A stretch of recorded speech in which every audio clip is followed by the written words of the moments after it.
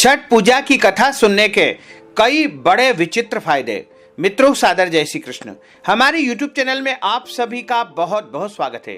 मैं हूं आपके साथ आचार्य धर्मेंद्र शास्त्री। सबसे पहले तो आपको और आपके पूरे परिवार को छठ पूजा की बहुत बहुत शुभकामनाएं और बधाइयां। छठ पूजा का व्रत भगवान सूर्यदेव और षष्ठी देवी को समर्पित एक विशेष पर्व होता है। यह भारत सहित कई अन्य देशों में भी मनाया जाता है। भारत में खास करके यूपी, झारखंड और बिहार में तो इसे महापर्व के रूप में मनाया जाता है। शुद्धता, स्वच्छता और पवित्रता के साथ मनाया जाने वाला यह पर्व आदि अनादि काल से मनाया जा रहा है। छठ का व्रत में जो है विशेष रूप से षष्ठी माता, छठ माता की पूजा होती है और उनसे संतान की रक्षा व उन्नति का वर मांगा जाता है। कार्तिक माह के शुक्ल पक्ष की षष्ठी तिथि को मनाए जाने वाले छठ व्रत का वर्णन भविष्य पुराण में सूर्य षष्ठी के रूप में वर्णित है। हालांकि कुछ शास्त्रों के अनुसार सूर्य षष्ठी या छठ व्रत की शुरुआत रामायण काल से हुई थी। इस व्रत को सीता माता समेत द्वापर युग में द्रौपदी जी ने भी किया था। छठ पूजा से संबंधित पौराणिक कथाओं के अनुसार प्रिव्रत नाम का एक राजा था। उनकी पत्नी का नाम मालिनी था, परंतु दोनों की कोई संतान नहीं थी। इस बात से राजा और उसकी पत्नी बहुत दुखी रहते थे। उन्होंने एक दिन संतान प्राप्ति की इच्छा से महर्षि कश्यप द्वारा पुत्रेष्टि यज्ञ संपन्न करवाया। इस यज्ञ के प्रसाद के रूप में उनकी पत्नी को यज्ञ का प्रसाद प्रदान किया और इस यज्ञ के फल स्वरूप रानी गर्भवती हो गई। 9 महीने के बाद संतान सुख को प्राप्त करने का समय आया तो रानी को मरा हुआ पुत्र प्राप्त हुआ। इस बात का पता चलने पर राजा को बहुत दुख हुआ। संतान शोक से वह आत्महत्या करने का मन बना चुका था, परंतु जैसे ही राजा ने आत्महत्या करने की कोशिश की, उसके सामने एक सुंदर देवी प्रकट हो गई। देवी ने राजा से कहा कि मैं षष्ठी देव हूँ, मेरा नाम छठी देवी है।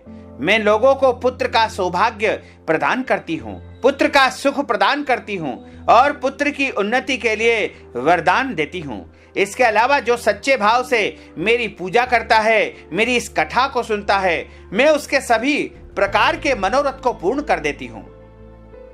यदि तुम मेरी पूजा करोगे तो मैं तुम्हें पुत्र रत्न प्रदान करूंगी। देवी की बातों में प्रभावित होकर के राजा ने उनकी आज्ञा का पालन किया। राजा और उनकी पत्नी ने कार्तिक मास के शुक्ल पक्ष की षष्ठी तिथि के दिन देवी षष्ठी की पूरे विधि विधान से पूजा की। इस पूजा के फल स्वरूप उन्हें एक सुंदर, सुशील, गुणवान, ज्ञानवान, बुद्धिमान पुत्र की प्राप्ति हुई। तभी से यह छठ पर्व मनाया जाने लगा। छठ व्रत के संदर्भ में एक अन्य कथा के अनुसार जब पांडव अपना सारा राजपाट जुए में हार गए थे, तब द्रौपदी ने छठ व्रत रखा था और विधि विधान से सूर्य षष्ठी का अनुष्ठान लगातार किया था और इस पूजन के प्रभाव से, इस व्रत के प्रभाव से उनकी सारी मनोकामनाएं पूर्ण हो गई थी तथा पांडवों को सारा राजपाट पुनः उन्हें प्राप्त हो गया था। तो इस प्रकार छठ पूजा करने से या सूर्य षष्ठी का अनुष्ठान करने से या छठ पूजा का व्रत करने से भगवान सूर्य नारायण की कृपा के साथ साथ षष्ठी माता की विशेष कृपा प्राप्त होती है। भगवान सूर्य जिन्हें आदित्य कहा जाता है, वास्तव में एकमात्र प्रत्यक्ष देवता है। इनकी रोशनी से ही प्रकृति में जीवन चक्र चलता है। इनकी किरणों से ही धरती में प्राण का संचार होता है और फल, फूल, अनाज, अंड और शुक्र का निर्माण इनकी कृपा से ही होता है। और सूर्य भगवान की कृपा से ही मौसम में परिवर्तन होता है। शीत ऋतु, ग्रीष्म ऋतु एवं वर्षा ऋतु, सारे ऋतु का जो परिवर्तन होता है वह भगवान भुवन भास्कर सूर्य नारायण की कृपा से ही होता है। भगवान सूर्य की इस अपार कृपा के लिए श्रद्धा पूर्वक समर्पण और पूजा करके उनके प्रति कृतज्ञता को दर्शाने वाला यदि कोई पर्व है तो वह सूर्य षष्ठी का पर्व है। इसे छठ पूजा कहा जाता है। सूर्य षष्ठी या छठ व्रत इन्हीं आदित्य सूर्य भगवान को समर्पित किया जाता है। इस महापर्व में भगवान सूर्य नारायण के साथ साथ देवी षष्ठी का पूजन किया जाता है। इस पर्व के विषय में मान्यता है कि यह जो भी वरदान मांगता है वह षष्ठी माता और सूर्य भगवान की कृपा से जल्द ही पूर्ण हो जाता है। भगवान सूर्यदेव और देवी षष्ठी माता को समर्पित यह त्योहार पूरी सादगी, स्वच्छता और समर्पण के साथ मनाया जाता है। छठ पूजा का यह व्रत स्त्री और पुरुष दोनों ही समान रूप से रखते हैं। छठ का व्रत 4 दिनों तक चलता है। व्रत के पहले दिन यानी कार्तिक मास के शुक्ल पक्ष की चतुर्थी को नहाय खाए विधि संपन्न होती है, जिसे व्रती आत्म शुद्धि हेतु केवल अरवा शुद्ध आहार ग्रहण करते हैं और शुद्ध रूप से स्नान करके पवित्रता को प्राप्त करते हैं, अर्थात बाह्याभ्यंतर शुचि ही, बाह्य अर्थात बाहरी भाग को और अपने आंतरिक शरीर की शुद्धि के लिए नहाय खाए का विधान संपन्न किया जाता है। कार्तिक शुक्ल पक्ष की पंचमी के दिन लोहंडा यानी खरना होता है, यानी स्नान करके पूजा पाठ करके संध्या काल में गुड़ और नए चावल से खीर बना करके फल और मिष्ठान्न से छठी माता की विशेष पूजा करके उनको भोग लगाया जाता है। फिर व्रत करने वाले कुंवारी कन्याओं को एवं ब्राह्मणों को भोजन करवा करके इसी खीर को प्रसाद के तौर पर ग्रहण करते हैं। इसके पश्चात कार्तिक मास के शुक्ल पक्ष की षष्ठी तिथि के दिन घर में पवित्रता एवं शुद्धता के साथ उत्तम पकवान मिष्ठान्न आदि बनाए जाते हैं।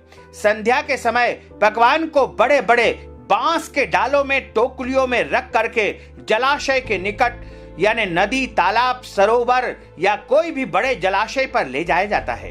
इन जलाशयों में ईख का एक मंडप बना करके, घर बना करके उन पर दिया जलाया जाता है और व्रत करने वाले जल में स्नान करके इन डालों को उठा करके डूबते सूर्य एवं षष्ठी माता को अर्घ्य देते हैं।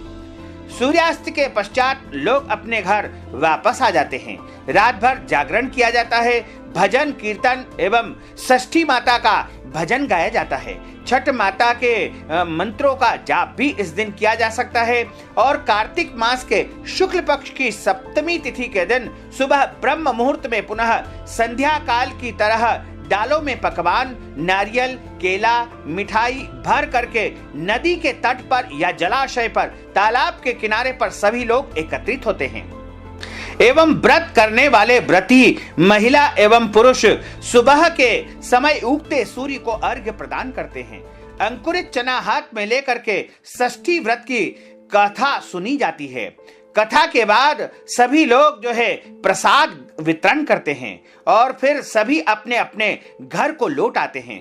व्रती इस दिन जो है व्रत का पारणा भी करते हैं। व्रत का पारणा का अर्थ होता है व्रत को खोलना या फिर व्रत समाप्त होने के बाद भोजन आदि पदार्थ का ग्रहण करना। इस पर्व से जुड़ी एक विशेष परंपरा यह है कि जब छठ पूजा में मांगी हुई कोई मुराद पूरी हो जाती है, तब मुराद पूरी होने पर बहुत से लोग सूर्य देव को दंडवत प्रणाम करते हैं। सूर्य भगवान को दंडवत प्रणाम करने की जो विधि है वह बहुत ही कठिन होती है।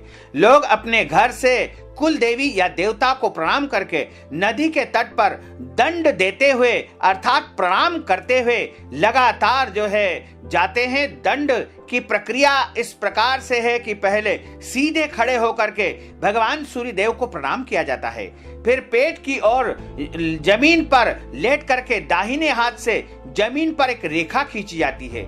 यही प्रक्रिया नदी के तट पर पहुंचने पर बार बार दोहराई जाती है। इसे दंडवत परिक्रमा भी कहा जाता है, दंडवत प्रणाम भी कहा जाता है। इस प्रक्रिया को तब किया जाता है जबकि कोई मनोकामना हमारी विशेष रूप से पूर्ण हो चुकी है और षष्ठी माता एवं भगवान सूर्य नारायण की विशेष प्रसन्नता के लिए, उनकी कृपा के लिए दंडवत प्रणाम की यह परंपरा निभाई जाती है। छठ पूजा का जो व्रत महिला या पुरुष करते हैं उनको कुछ नियम भी पालन करने होते हैं। इसमें स्वच्छ व नए कपड़े पहने जाते हैं जिसमें सिलाई न हो। सिले हुए वस्त्र धारण इसमें नहीं किए जाते हैं। महिलाएं साड़ी और पुरुष धोती पहन सकते हैं। इन 4 दिनों में विशेष रूप से जो है व्रत करने वाले व्रती धरती पर सोते हैं, पृथ्वी पर सोते हैं, अर्थात 4 पाई पर नहीं सोते हैं जिसमें केवल कंबल और चटाई का ही प्रयोग करते हैं। इन 4 दिनों में घर में प्याज, लहसुन, मांस, मदिरा या कोई भी ऐसे पदार्थ बिल्कुल नहीं खाए जाते हैं जो देवताओं को अप्रिय लगते हों, अर्थात देवताओं को जिनसे कष्ट पहुंचता हो, ऐसे पदार्थ ग्रहण नहीं करना चाहिए और घर में लाना भी नहीं चाहिए और शुद्धता का प्रयोग करना चाहिए। साथ ही यदि आप अर्घ्य देते हैं तो उसके लिए तांबे के लोटे में दूध रख करके अर्घ्य नहीं देना चाहिए और प्लास्टिक के बर्तन से भी भगवान को अर्घ्य नहीं दिया जाता है। अर्घ्य यदि आप देना चाहते हैं तो केवल आपको पीतल के लोटे से भगवान सूर्य नारायण को और छठी माता को अर्घ्य देना चाहिए। यदि आप तांबे के लोटे से दूध डाल करके अर्घ्य देंगे तो वह जहर यानी विष तैयार हो जाएगा और ऐसे पात्र से अर्घ्य नहीं देना चाहिए। साथ ही प्लास्टिक के बर्तन से भी भगवान सूर्य नारायण व छठी माता को अर्घ्य नहीं देना चाहिए। ऐसा करने से वो अर्घ्य ग्रहण नहीं करते हैं। तो आप छठ पूजा से संबंधित कथा को अधिक से अधिक लोगों को शेयर करिएगा, लाइक करिएगा, कमेंट करिएगा और यदि अभी तक आपने सब्सक्राइब नहीं किया है तो अभी और इसी समय सब्सक्राइब अवश्य कर लीजिए। आपको और आपके परिवार को सादर जय श्री कृष्ण, सादर धन्यवाद।